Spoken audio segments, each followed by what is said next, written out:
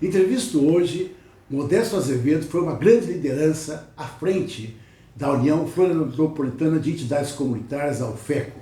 Né? Então, inicialmente, queria que identificasse Azevedo. Né? Modesto Azevedo, né, Lino? Eu cheguei aqui em Florianópolis por volta do ano de 2008 e entrei na UFECO como secretário.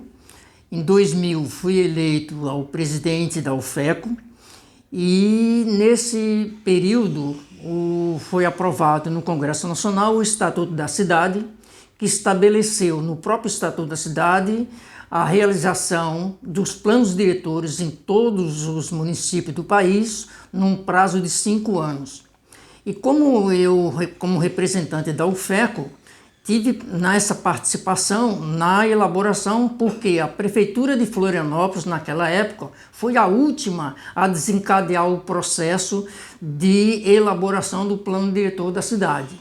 Como representante das entidades comunitárias, esse movimento foi importante e fundamental, porque foi nessas articulações que nós, junto com a diretoria e com outros segmentos populares, começamos a elaborar e discutir o plano diretor da cidade de Florianópolis.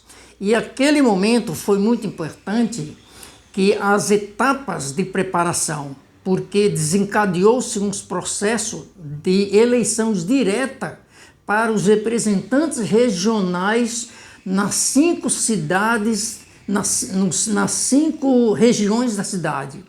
Então nós, quanto ao FECO, organizávamos nos bairros Pântano do Sul, Campeche, Norte da Ilha, Continente, e para fazer essas eleições e eleger os seus representantes que iam participar da discussão do plano diretor da cidade. E é interessante que naquele momento já aparecia a discussão e o enfrentamento nas lideranças que iam lá fazer a sua disputa. Por quê? Naquele momento já os empresários, outros segmentos sociais iam para essas assembleias populares com seus candidatos a fazer a disputa, né? E nós da UFECO antecipávamos e fazia a preparação nas comunidades para eleger os nossos representantes. Então me lembro muito bem de um detalhe, que o Pântano do Sul houve 2 candidatos, né? Um candidato que representava o segmento empresarial da região e um outro candidato que representava o segmento social. E olha que não foi fácil fazer essa conciliação, digamos assim, de tentar garantir que aqueles espaços também pudessem, aquelas representações pudessem ter. É tanto que o único que teve 2 representantes no assento do plano diretor foi o Pântano do Sul, porque não houve acordo. Saíram 2 representantes, um representante do segmento empresarial regional e o outro representante do segmento social. Isso me marcou bastante, porque foram inúmeras reuniões, inúmeras preparações que nós fizemos, já demonstrando que o plano diretor da cidade de Florianópolis não seria tão fácil.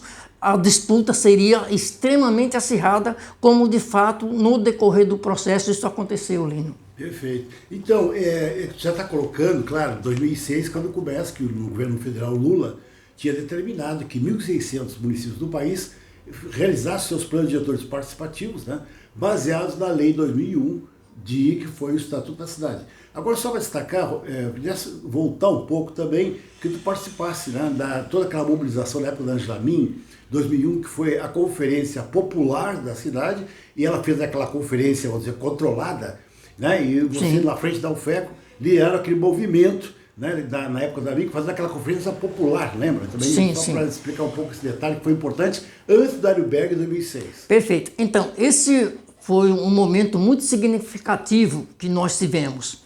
Por quê? Porque com a eleição do Lula, né, houve um fomento a nível federal e muito engajamento na participação popular. E aí inicia-se um processo de discussão das conferências, os concidades, Conferência Nacional da Cidade, onde eu fui eleito na Conferência Municipal delegado, na Conferência Estadual e depois eleito no Conselho Nacional da Cidade. E quando aqui em Florianópolis eu me tornei uma referência, porque além de fazer parte do Conselho do Plano Diretor, eu era representante do Conselho Nacional da Cidade com aval do governo federal, porque o governo federal é que estava exigindo que os municípios realizassem a discussão do plano diretor. Então, as conferências municipais já dava o tom de como seria o embate na cidade. As conferências estaduais também foram fundamentais. Todo esse processo, Lino, ele foi um processo de acúmulo, de aprendizagem e de discussão da participação popular.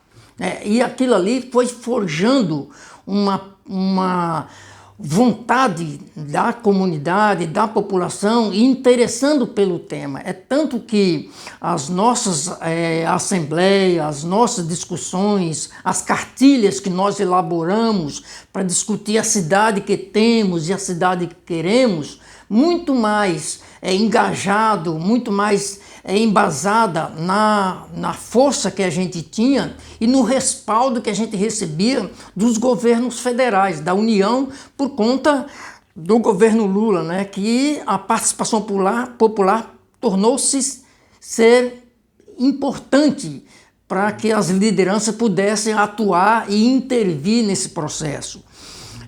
Os conselhos, né, a forma de a gente estar exigindo a realização, além do plano diretor, estabelecer os conselhos da cidade, tanto estadual quanto municipal, tudo isso, Lino, exigiu um esforço muito grande da UFECO, onde ele tinha a sua responsabilidade no município, no estado e a nível nacional. Então as pessoas saíram um pouco do gueto, do bairro, e começaram a olhar a cidade ela como um todo. E por que não o estado, quando você saía de uma etapa municipal e ia para uma etapa estadual, você percebia que o problema estava avançando muito mais global. Não era mais uma questão local, né?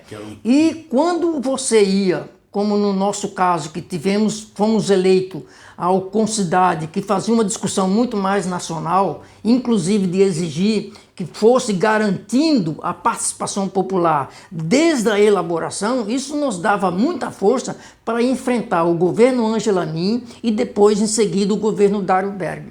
Que o desfecho, Lino, só se deu no governo Dário Berg, porque a Ângelo Amin, ela passou o mandato dela, como tinha um prazo de 5 anos, então já em 2005, 2006, que estava vencendo o prazo, foi que o Dário Berg convocou para elaborar o plano diretor da cidade de Florianópolis. Né? Aí que começou, no caso, em 2006, quando se instalou o núcleo gestor municipal no plano diretor participativo, que é aí que vem que a UFECO teve assento, não é? Perfeito. Que se formou, então, lembra, os 13 distritos. Os 13 distritos. Na época, nós discutimos, primeiro que o Dário Berg demorou muito. Sim. Que até eu mesmo defendi na época, como representante pela universidade do núcleo gestor, defendia que tinha improbidade administrativa para o Dário Berg, né? Porque está passando o prazo. Mas aí o pessoal resolveu que não, vamos dar uma chance para ele. Aí começou o debate das representações distritais. Lembra que tinha mais que 13?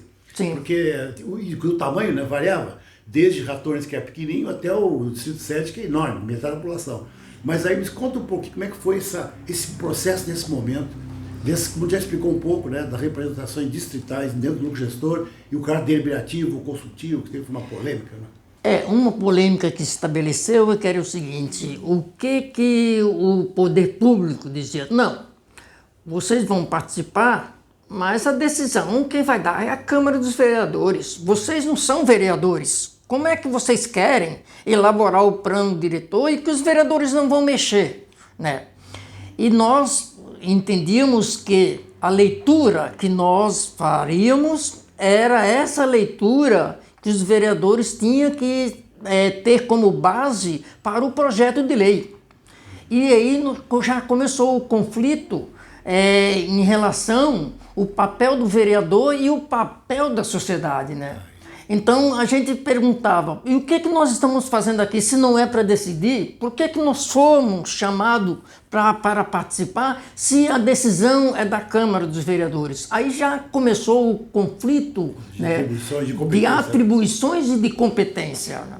E o nosso coordenador, que era o diretor do IPUF, o Hildo Rosa, tentava administrar os conflitos, mas naquele momento a comunidade, o segmento popular estava muito forte, né? Ia para cima do Hildo Rosa exigindo que a leitura que nós fizéssemos da cidade, ela teria que ser integral e levado para a Câmara, e nós íamos acompanhar a discussão também na Câmara dos Vereadores, para garantir que a leitura que nós fizemos, né? E aí, Lina, é bom lembrar que os segmentos empresarial, todos os outros segmentos que estava no plano diretor, estava lá no núcleo gestor. Lá tinha o segmento do Sinduscom, lá tinha o segmento empresarial, todos participando.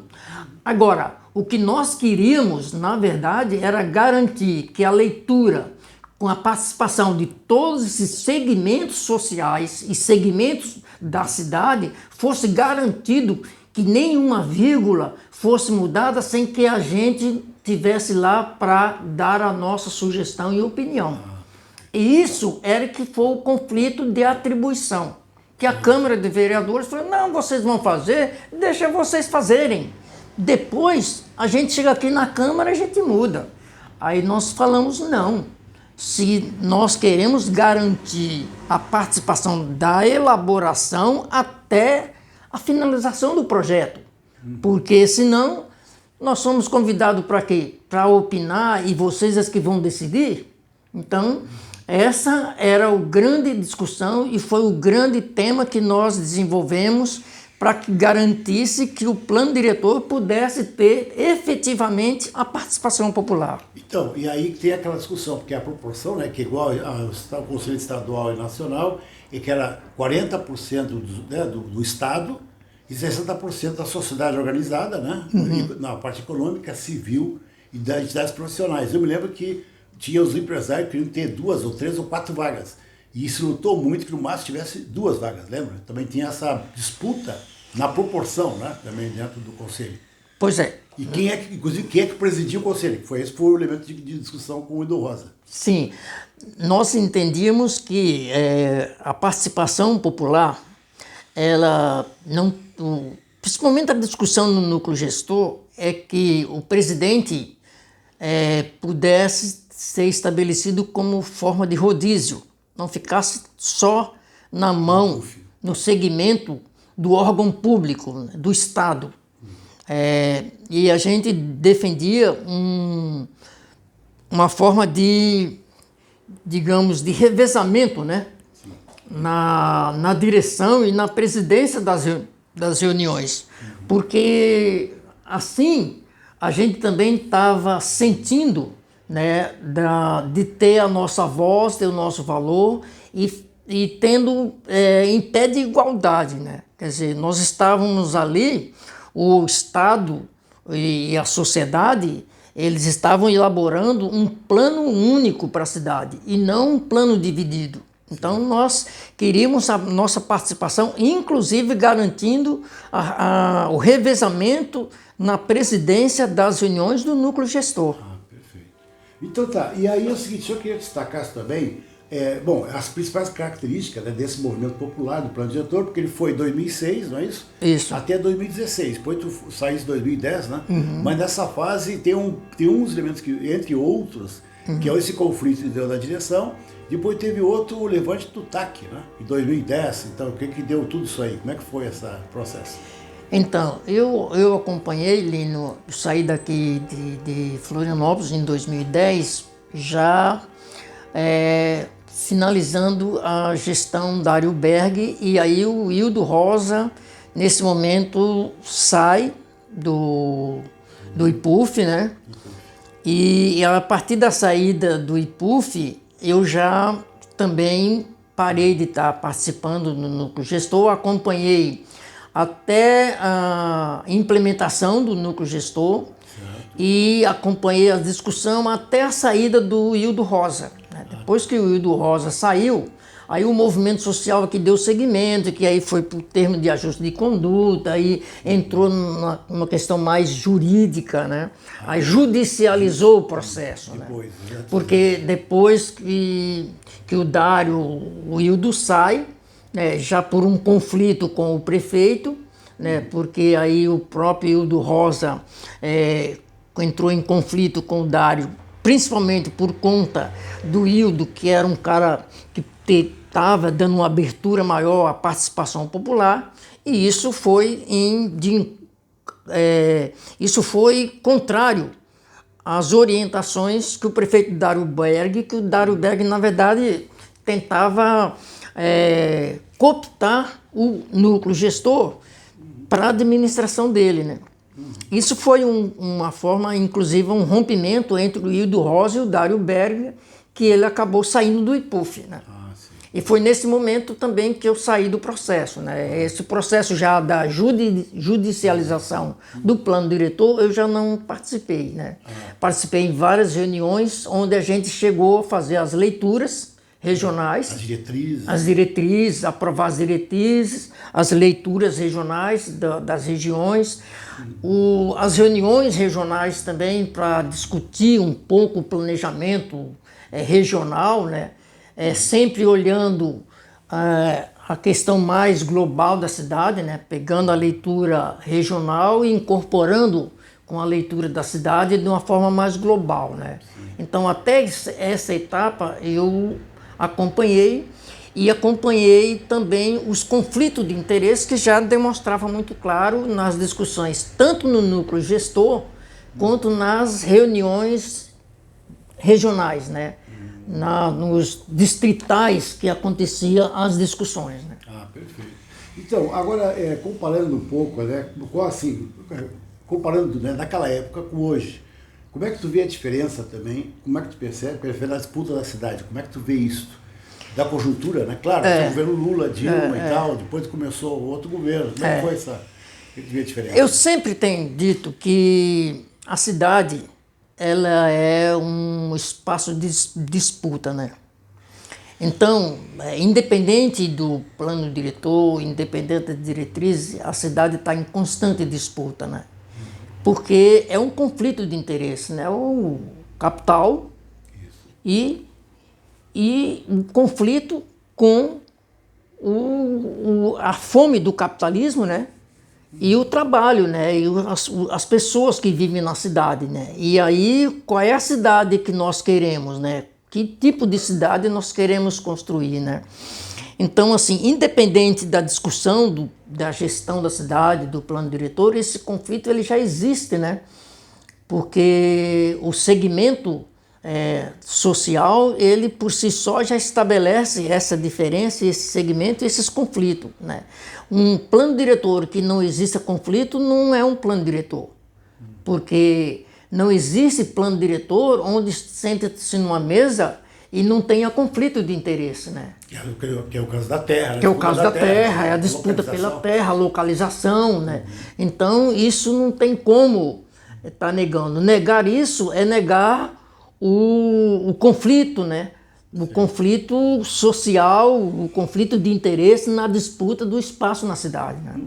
Então, aí, claro, depois tu saiu, né? Foi para São Paulo, mas tu assistiu depois, né? Depois veio o governo Dilma, né? Depois veio o governo Temer, veio o impeachment da Dilma, né? E começou então o processo, aos poucos, desmonte desses conselhos, Conselho Nacional da cidade, né? Como é que foi isso depois? Perfeito. Aí, até hoje, nós tivemos um reverso, né? Nós caminhamos como camarão, né? Camaleão, andando para trás, né? Caranguejo, né? Porque o desmonte que foi dado, né, a partir do golpe de Estado que houve com a destituição da Dilma e a desmobilização, né, foi terrível, né? Então, de lá para cá, os movimentos sociais perderam muito, né, Lino? Nós tivemos um retrocesso muito grande, né? Com golpe em cima de golpe, né? E isso foi sentido também nos conselhos, nos movimentos sociais, aqueles avanços que nós tivemos um retrocesso muito grande nesse período, né? Então, a desmobilização que houve muito grande, né? E a descriminalização dos movimentos sociais, né? Tudo isso foi acontecendo e a gente foi dando os passos atrás. O fato é que do governo Temer para cá, né, foi um desmonte total, né? Então nós sofremos um retrocesso muito grande, né? Então hoje a gente vive essa situação de penúria, né? Digamos assim, dos avanços que tivemos e do retrocesso que nós temos hoje, né? E como é que tu vê a perspectiva?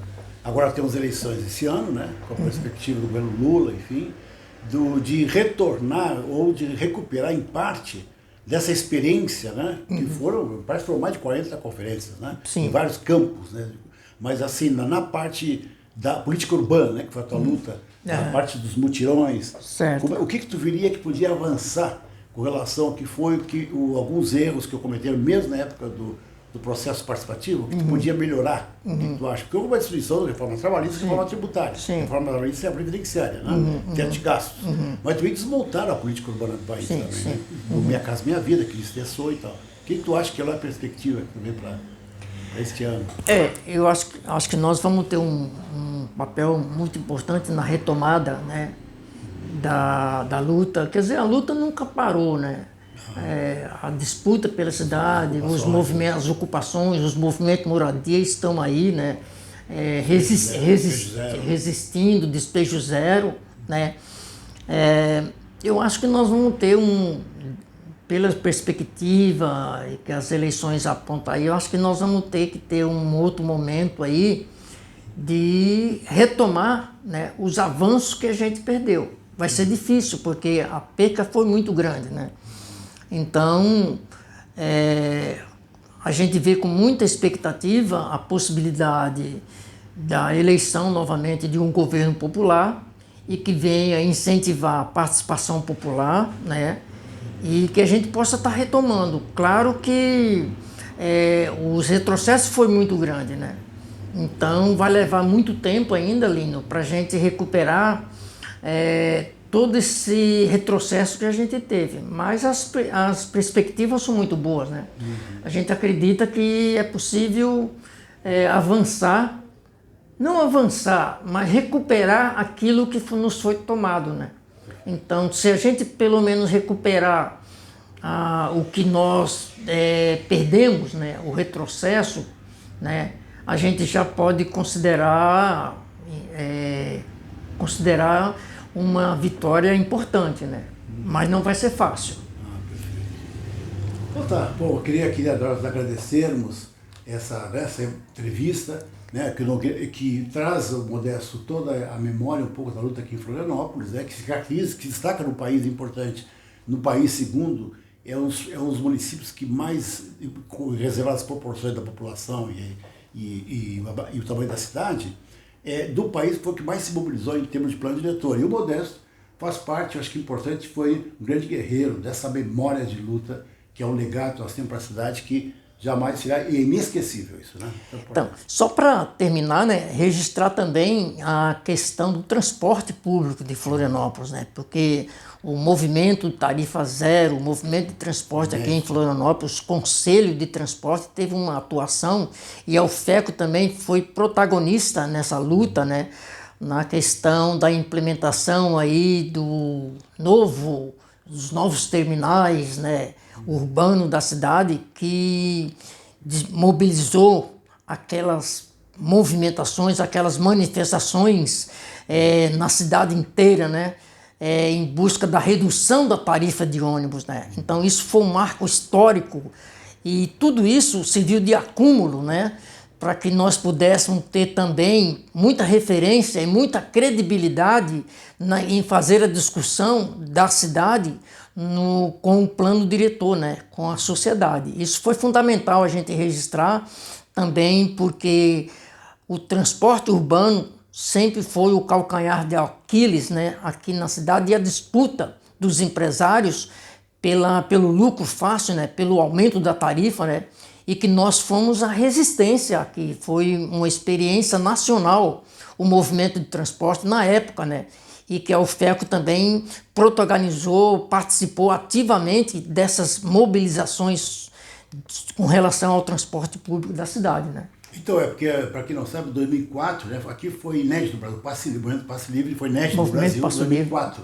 E o Neo Modesto participou pela UFECO muito disso, e a ponto, né, que chegou a ter uma representação no Conselho Nacional da Cidade na área, né, da Câmara de Transporte, é isso? Na Câmara de Transporte, na Câmara de Transporte e de Mobilidade Urbana, né, por conta desse destaque, né, e dessa referência que a cidade de Florianópolis teve em todo o Brasil, né, porque o movimento Passe Livre foi a repercussão nacional. Aqueles 5 dias de mobilizações para baixar a tarifa foi uma repercussão nacional, né, que a gente teve na luta por transporte e pela redução da tarifa. Isso fez com que nós tivéssemos credibilidade e ser indicado a participar da Câmara Temática de Mobilidade Urbana no Conselho Nacional das Cidades, né? Então tá, é isso bem. Então tá, isso aqui, vamos encerrando aqui. Agradecemos muito aqui, Modesto, por essa bela participação para recuperar a memória de luta em Florianópolis.